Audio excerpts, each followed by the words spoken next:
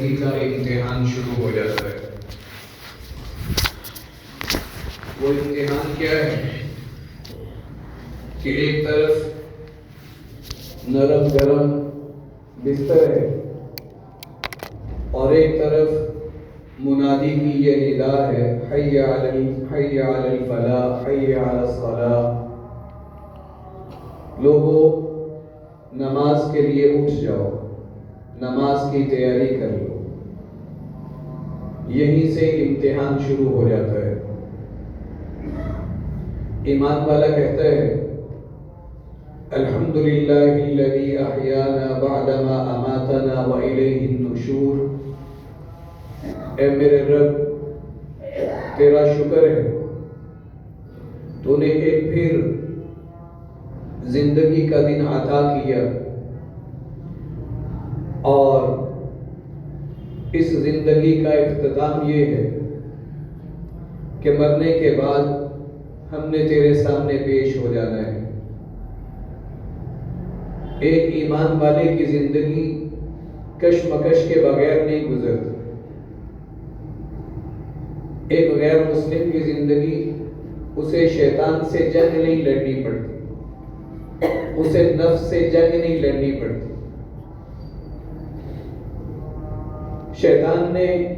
شیطان کو ایک کافر پر کوئی محنت نہیں کرنی پڑتی۔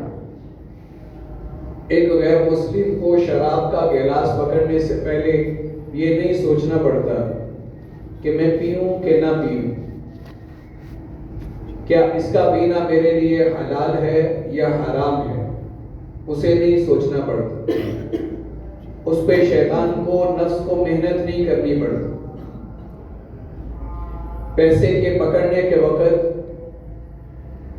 ایک غیر مسلم کو نہیں سوچنا پڑتا کہ یہ میرے لیے حلال ہے یا حرام ہے، میں اسے لے لوں یا اسے چھوڑ دوں، مجھے لینے چاہیے یا نہیں لینے چاہیے، میرے بنتے ہیں یا نہیں بنتے، اسے اس طرح کچھ نہیں سوچنا پڑتا۔ وہ رات کو سوئے، اسے اپنے کاروبار کے لیے اٹھنا ہے یا اپنی نوکری کے لیے اٹھنا ہے، اس نے اس حساب سے الارم لگانا ہے کہ اتنے بجے مجھے آفس جانا ہے یا اتنے بجے مجھے اپنے کاروبار پہ جانا ہے۔ لیکن ایک مسلمان کی آنکھ کھلتے ایک منادی اسے بلاتا ہے، یہیں سے اس کا امتحان شروع ہوتا ہے۔ اس کی زندگی ہے نفس و شیطان کے ساتھ، اس کا ایک مقابلہ ہے۔ اسے یہ امتحان درپیش ہے، یہ ابتلا درپیش ہے کہ اسے اپنے آرام کو ترجیح دینی ہے، اسے اپنی نیند کو ترجیح دینی ہے، یا اسے اللہ کے منادی کی ندا کی طرف توجہ دینی ہے۔ اس کا نفس اسے کہتا ہے سو جاؤ اور آرام کر لو، اس کا شیطان اسے کہتا ہے سو جاؤ اور آرام کر لو، اور کسی سے وہ کہے گا کہ ابھی اتنے منٹ باقی، ابھی اتنے منٹ باقی، ابھی کچھ دیر اور سو لو، ابھی کچھ دیر اور سو لو۔ کافی دن جماعت سے نماز پڑھ لی ہے، آج سردی بہت ہے، آج گھر ہی پڑھ لے۔ یہ جنگ ایک مسلمان کو درپیش ہوتی ہے، اپنے نفس کے ساتھ اور اپنے خون کے اندر گردش کرنے والے شیطان کے ساتھ۔ اس لیے مومن کی پوری زندگی اسی جنگ میں گزرتی ہے، جو دنیا کی زندگی ہے اسی جنگ میں گزرتی ہے۔ ایمان والی زندگی کے ساتھ زندگی گزارنی ہے اور ایمان والی زندگی کے ساتھ دنیا سے جانا ہے۔ اور یہ 24 گھنٹے صبح سے شام تک، پھر شام سے صبح تک کوئی مرحلہ ایسا نہیں آتا کہ انسان کہ مسلمان امتحان کے مرحلے میں نہ ہو. جیسے میں نے بتایا کہ اٹھتے ہی پہلا امتحان کہ اللہ کا منادی کہتا ہے حی علی الصلاۃ، نماز کے لیے آ جاؤ، اور پھر اسے مزید کہتے ہیں حی علی الفلاح، صرف نماز کے لیے نہیں آنا بلکہ یہ تمہاری زندگی کا ایک گول ہے، تمہاری زندگی کی کامیابی ہے، تمہاری زندگی کی کامیابی اس کے ساتھ جڑی ہوئی ہے. اور ابھی اس کا امتحان ہے، آتا ہے یا نہیں آتا. ہر قدم پر، ہر بول پر، ہر سانس پر اس کی زندگی امتحان سے جڑی ہے. مسجد آنا، بازار میں چلے گا، دائیں طرف حرام چیز، بائیں طرف حرام چیز، آگے حرام چیز، سائن بورڈوں پہ حرام تصویریں، ارد گرد دائیں بائیں سے گزرنے والی غیر محرم عورتیں، ان کے چہرے، ان کا بے پردہ ہونا، اس کی آنکھ امتحان میں ہے. اللہ نے اس سے کہا یا ایھا الذین آمنو، اے ایمان والو، اپنی نظروں کو جھکا کے رکھو، اپنی نظروں کو پس کر کے رکھو. اس کی آنکھ 24 گھنٹے امتحان میں ہے. ایک غیر مسلم کی آنکھ امتحان میں نہیں ہے، اسے اس چیز سے کوئی غرض نہیں، اس نے کسے دیکھنا ہے کسے نہیں دیکھنا. اس کی زبان امتحان میں نہیں ہے، اس کی زبان آزاد ہے، وہ جو چاہے بولے، جس طرح چاہے بولے. ایک مسلمان کی زبان امتحان میں ہے. سیدنا صدیق اکبر رضی اللہ تعالیٰ عنہ جب تنہا ہوتے اور اپنے آپ کو مخاطب کرتے اور اپنی زبان کو مخاطب کرتے ہوئے کہتے، عجیب جملہ فرمایا، اپنی زبان کو اپنے آپ کو مخاطب کر کے کہتے جرمہ صغیر و جرائمہ کبیر. اے زبان تو گوشت کا ایک چھوٹا سا ٹکڑا ہے، لیکن ایک مسلمان کے اکثر جرائم تیرے ساتھ جڑے ہوئے. اس لیے سرکار دو عالم صلی اللہ علیہ وسلم نے فرمایا کہ جہنمیوں کی اکثریت جہنم میں اپنی زبان کی وجہ سے جائے گی. جہنمیوں کی اکثریت جہنم میں جانے کا جو سب سے بڑا سبب، گالی انسان کس سے دیتا ہے؟ زبان سے دیتا ہے. غیبت کس سے کرتا ہے؟ زبان سے کرتا ہے. چغلی کس سے کرتا ہے؟ زبان سے کرتا ہے. جھوٹ کس سے بولتا ہے؟ زبان سے بولتا ہے. جھوٹا وعدہ کس سے کرتا ہے؟ زبان سے کرتا ہے. جھوٹا حلف کس سے اٹھاتا ہے؟ زبان سے اٹھاتا ہے. مسلمان کی بے اکرامی، اسے اونچی آواز میں بات کرنا کس سے کرتا ہے؟ زبان سے کرتا ہے. ماں باپ کا دل کس سے دکھاتا ہے؟ زبان سے دکھاتا ہے. رشتہ داریاں توڑنے کی اکثر وجہ، اس کا سبب کیا بنتا ہے؟ ہماری زبان بنتی. تو ایک مسلمان، ایک ایمان والے کی زندگی صبح طلوع ہوتے ہی امتحان سے شروع ہوتی ہے. اس کی نگاہ امتحان میں ہے، اس کی زبان امتحان میں ہے، اس کے کان امتحان میں ہے، اور اس کے قدم امتحان میں ہے، اس کا دل و دماغ امتحان میں ہے. وہ 24 گھنٹے ایک امتحان کے دورانیے سے گزر رہا ہے. اس لیے اللہ نے فرمایا احسب الناس ان یقولوا آمنا وهم لا یفتنون. کیا ایمان لانے کا مطلب یہ ہے کہ تمہیں آزمایا نہیں جائے گا؟ ایمان والا ہر وقت آزمایا جاتا ہے. اور پھر اللہ نے، اور یہ کس وقت، کب یہ آیت نازل ہوئی؟ یہ مکی دور میں، سورہ عنکبوت مکی دور میں نازل ہوئی. اور اس وقت کہ جب کہ صحابہ کرام پر ظلم و ستم پورے عروج پہ تھے، اتنا عروج پہ تھا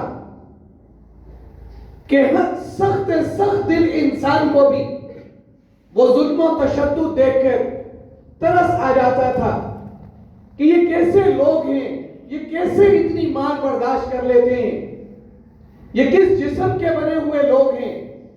لیکن ایمان کی حرارت ہوتی ہے جو انسان کے اندر یہ قوت پیدا کرتی ہے. یاد رکھیے جو دین انسان کو آسانی سے ملتا ہے، جس دین کے لیے مشقت نہیں، جس دین کے لیے مجاہدہ نہیں، جس دین کے پیچھے قربانی نہیں، جس دین کے پیچھے آنسو نہیں ہے، جس دین کے پیچھے آپ کے سجدے نہیں ہیں، جس دین کے پیچھے آپ کی کوئی آپ کی جان نہیں لگ رہی، آپ کا مال نہیں لگ رہا، جس دین کے پیچھے آہیں نہیں ہیں، جس دین کے پیچھے اللہ کے آگے رونا دھونا نہیں ہے، یہ دین اگر زندگی میں آسانی سے آتا ہے تو یہ دین آسانی سے چلا بھی جاتا ہے. اور جو دین جس دین کے ساتھ انسان مشقت شامل کرتا ہے، نمازوں کی مشقت شامل کرتا ہے، نظروں کی مشقت شامل کرتا ہے، دل چاہ رہا ہے اور کوئی دیکھنے والا نہیں، کوئی ٹوکنے والا نہیں، کوئی روکنے والا نہیں، ایک چیز ہے جو آنکھوں کو روک رہی ہے، وہ اللہ کا ڈر ہے، وہ اللہ کا خوف ہے، وہ ایمان کی حرارت ہے، وہ قیامت کے دن اللہ کے سامنے جواب دہ ہونا ہے. اور اس سوال کا خدشہ اور ڈر ہے کہ یہ نظر اگر بہک گئی، یہ نظر اگر ہٹ گئی، یہ نظر اگر ایسی چیز پر پڑ گئی جس چیز کو دیکھنے سے میرے رب نے منع کیا، جس چیز کو دیکھنے سے میرے محبوب آقا نے منع کیا، اگر اسی حالت کے اندر میں مر گیا اور یہ حرام میرے نامہ اعمال کے اندر باقی رہ گیا، تو کل قیامت کے دن اللہ جب کھڑا کرے گا اور اللہ پوچھے گا کہ تجھے پتہ نہیں تھا کہ تجھے اس چیز کے دیکھنے سے منع کیا گیا، یہ دیکھنا تیرے لیے جائز نہیں تھا، یہ دیکھنا تیرے لیے حلال نہیں تھا. یہ ایک چیز ہے جو انسان کو مومن ہونے کا پتہ دیتی ہے اور انسان کو حرام سے روکتی ہے. اور وہ چیز کیا ہے کہ قیامت کے دن میرے رب کے سامنے مجھے اس چیز کا جواب دینا ہے، اور اسی جواب کے احساس کا نام ہی ایمان ہے. یہ احساس جب دل سے مر جاتا ہے، یہ احساس جب دل سے اٹھ جاتا ہے، تو ایک انسان میں اور ایک جنگل کے جانور میں، ایک انسان میں، ایک ڈاکو میں اور ایک مسلمان میں یا ایک شرابی میں پھر کوئی تمیز باقی نہیں رہتی. یہ چیز ہے جس سے اللہ نے فرمایا احسب الناس ان یقولوا آمنا. تم یہ سمجھ بیٹھے ہو کہ تمہارا دادا مسلمان، تمہاری دادی مسلمان، تمہارا نانا، تمہارا شجرہ نسب، تمہارا سارا خاندان مسلمان ہے، اور صرف اس ایمان پر تم قیامت کے دن کامیاب ہو جاؤ گے. وَلَقَدْ فَتَنَّ الَّذِينَ مِن قَبْلِهِمْ. اور یہ آزمائش تو ایمان والوں کی شروع سے چلی آ رہی ہے. ایمان اور جس ایمان والے کی زندگی میں آزمائش نہیں ہے، یا جو ایمان والا اپنی زندگی کو اس آزمائش کے سانچے میں رکھ کے کبھی اس نے تولا نہیں، اسے اپنے اس ایمان کی فکر کر لینی چاہیے. جو ایمان حرام کے سامنے آنے پر اس کو جھنجھوڑتا نہیں ہے، اسے مخاطب نہیں کرتا، اسے ملامت نہیں کرتا، اس کے اندر یہ سوال پیدا نہیں کرتا کہ آیا یہ دیکھنا تیرے لیے حلال ہے یا حرام. جس مسلمان کو بولنے سے پہلے اس کا ضمیر اسے جھنجھوڑتا نہیں ہے، اسے مخاطب نہیں کرتا، اس کا ایمان اس کے ساتھ تکلم نہیں کرتا، اس کا ایمان اس سے بات نہیں کرتا کہ یہ جو تو بول رہا ہے، یہ جو تو گھنٹے سے غیبت کر رہا ہے، یہ ایک گھنٹے سے تو چغلیوں کا ایک محفل جما کے بیٹھا ہے، یہ جو تو گالی نکال رہا ہے. اگر ایمان جھنجھوڑتا نہیں ہے گالی نکالنے پر، اگر میرا ایمان مجھے ملامت نہیں کرتا، اگر میرا ایمان مجھے احساس شرمندگی میرے دل کے اندر پیدا نہیں کرتا،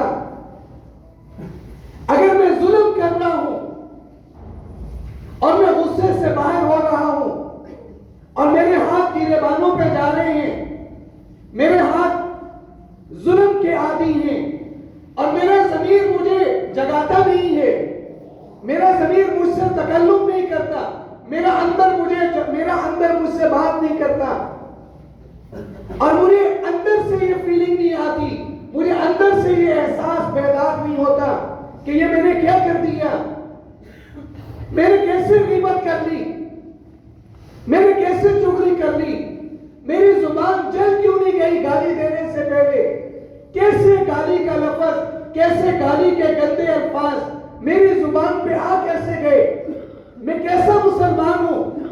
کل قیامت کے دن یہ گالی دنیا کی گولی سے زیادہ میرے لیے خطرناک بن جائے گی۔ ہم نے کبھی سوچا کہ حضور اکرم صلی اللہ علیہ وسلم نے جن کبیرہ گناہوں کو خود سے بیان فرمایا سب المسلم فسق، لوگوں مسلمان کو گالی دینا گناہ کبیرہ ہے، فسق ہے۔ حضور اکرم صلی اللہ علیہ وسلم نے ایک مسلمان کو تو یہاں تک ہدایت دی، لا تسبوا الطیق، اے لوگوں صبح کے وقت مرغے کی آواز سن کر آپے سے باہر ہو کر کہ یہ میری نیند میں خلل ڈال رہے، وہ تمہاری نیند میں خلل نہیں ڈال رہا، وہ تمہیں جگانا چاہ رہے کہ یہ بڑا قیمتی وقت ہے، تمہارا رب تمہیں بلا رہے، اللہ کے خزانوں کے دروازے کھلے ہیں، اللہ کی مغفرت کے دروازے کھلے ہیں، وہ جانور ہو کر تمہاری ہدایت کا سوچ رہا ہے، وہ جانور ہو کر تمہاری جنت کا سوچ رہے، وہ جانور ہو کر تمہیں اللہ سے مغفرت دلانا چاہتے۔ جس نبی نے یہ کہا ہو لا تسبوا الطیق، مرغے کو گالی نہ دو، اس نبی کا امتی کسی کو ماں کی گالی دے رہے، کسی کو بہن کی گالی دے رہے، کسی کو باپ کی گالی دے رہے، کسی کو آباء و اجداد کی گالی دے رہے، کسی کو جانوروں کی گالی دے رہے، اگر اس گالی دینے پر اس کا ایمان اسے کچھ نہیں کہہ رہا، اس کا ضمیر اس کو کچھ نہیں کہہ رہا، اس کے اندر کوئی ملامت پیدا نہیں ہو رہی، اس کے اندر کوئی احساس پیدا نہیں ہو رہا، اس کا ایمان اس سے مخاطب نہیں ہو رہا، تو سوچ لینا چاہیے کہ ہم اپنے ایمان کے حوالے سے کس جگہ پہ کھڑے ہیں۔ اللہ نے فرمایا وَالَّذِينَ جَاهَدُوا فِينَا لَنَهْدِيَنَّهُمْ سُبُلَنَا، یہ ہدایت، یہ ایمان مجاہدے کے بغیر اللہ نہیں عطا کرتے۔ ایک مجاہدہ ہے، اس مجاہدے کے بعد ہی جنت کی نعمتیں ہیں، اس مجاہدے کے بعد ہی جنت کی راحتیں ہیں، اس مجاہدے کے بعد ہی اللہ کی رضا کا پروانہ ہے، اس مجاہدے کے بعد ہی نامہ اعمال دائیں ہاتھ میں مل رہے ہیں۔ یہ ایمان ہے جس ایمان کے لیے، جس ایمان کے بارے میں کہا جاتا ہے کہ یہ ایمان انسان کو بغیر مجاہدے کے اس ایمان میں ترقی نہیں ہوتی۔ ہر چیز کو چلانے کی کوئی نہ کوئی چیز ہوتی ہے۔ جو گاڑی پیٹرول سے چلتی ہے، کتنی ہی اچھی گاڑی کیوں نہ ہو، آپ پورا قرآن اس کے قریب کھڑے ہو کے پڑھ دیں، وہ پیٹرول سے چلتی ہے، آپ کے قرآن پڑھنے سے نہیں چلنے لگی۔ جو گاڑی ڈیزل سے چلتی ہے وہی اس کو چلانے والی چیز ہے، جو چیز گیس سے چلتی ہے وہی استعمال کریں گے تو وہ چیز قابل استعمال ہوگی، اس کے بغیر وہ قابل استعمال نہیں ہے۔ آپ کا نام ایمان کے اعتبار سے کتنا ہی خوبصورت ہو، آپ کا نام عبد الرحمن ہے، عبد الرحیم ہے، عبداللہ ہے، عبد الرزاق ہے، آپ کا نام غلام مصطفیٰ ہے، آپ کتنے ہی اچھے ناموں والے مسلمان ہیں، لیکن اگر ہماری زندگی کے اندر مجاہدے کا پیٹرول نہیں ہے، مجاہدے کی مشقت نہیں ہے، تو ہمارا ایمان اس گاڑی کی طرح ہے جو گاڑی اس کے مالک کے پاس بڑی خوبصورت گاڑی ہے لیکن چلانے کا ذریعہ اس کے پاس نہیں۔ اس لیے اللہ نے فرمایا اور واضح طور پہ فرمایا، کیا لوگوں نے یہ کیا اپنے ذہنوں میں بات بٹھا رکھی ہے؟ کیا تم نے یہ بات بٹھا رکھی ہے احسب الناس ان یقولوا آمنا؟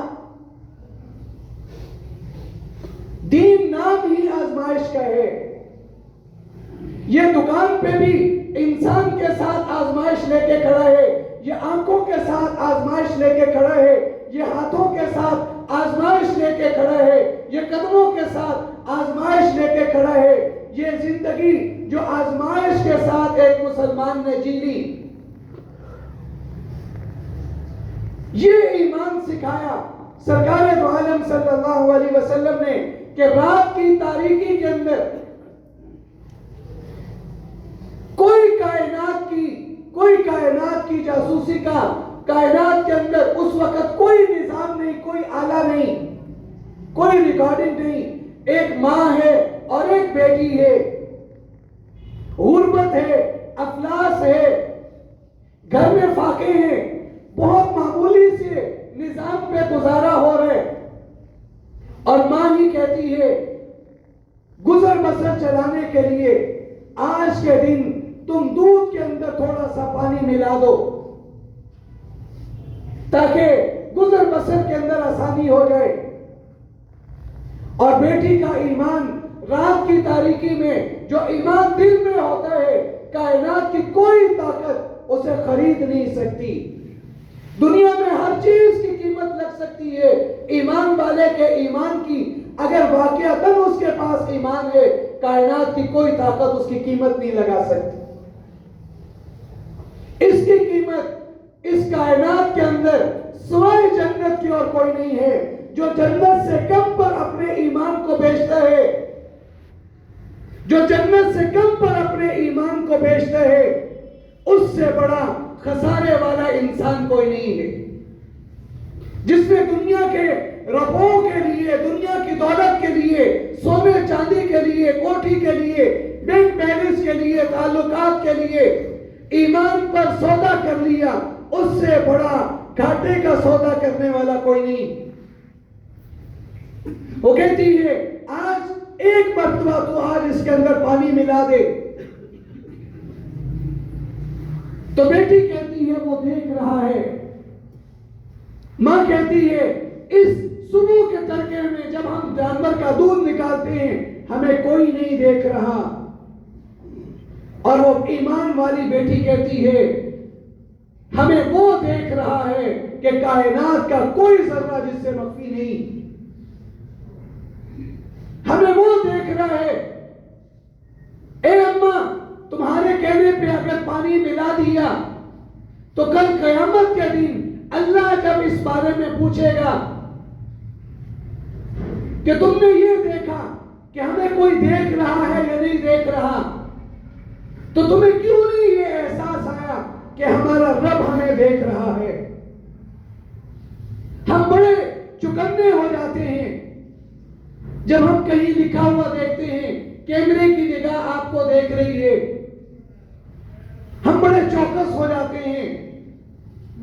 اللہ نے تو آج سے 1400 سال پہلے حضور اقدس صلی اللہ علیہ وسلم پر وحی نازل کر کے فرمایا کراما کاتبین یعلمون ما تفعلون، لوگوں تمہارے کندھوں پہ ہم نے کرامن کاتبین بٹھا دیے۔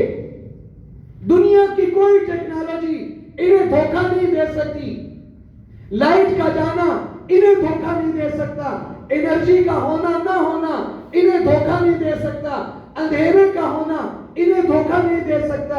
یعلمون ما تفعلون، جو تم کرتے ہو یہ سب جمع ہو رہا ہے، یہ سب محفوظ ہو رہا ہے۔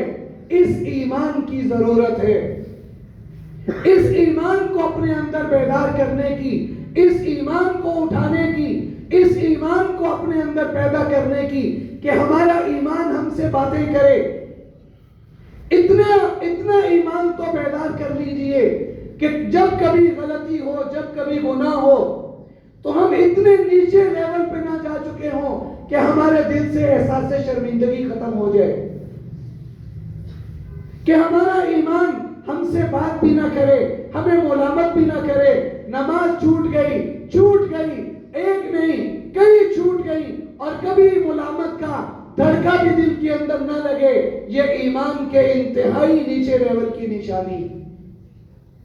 اپنے ایمان کو اتنا تو ضرور زندہ رکھیے کہ وہ ہمیں ہماری غلطیوں پر ملامت کر دیا کرے، اس لیے کہ جب ایمان غلطی پر ملامت کرتا ہے تبھی توبہ کی توفیق ہوتی ہے، اور جب ایمان اتنے نیچے درجے پہ ہم بیچ دیں کہ ہمیں ہمارا ایمان ہماری غلطی پر ملامت ہی نہ کرے تو پھر توبہ کے دروازے بھی بند ہو جاتے ہیں۔ اللہ تعالی ہم سب کو عمل کی توفیق نصیب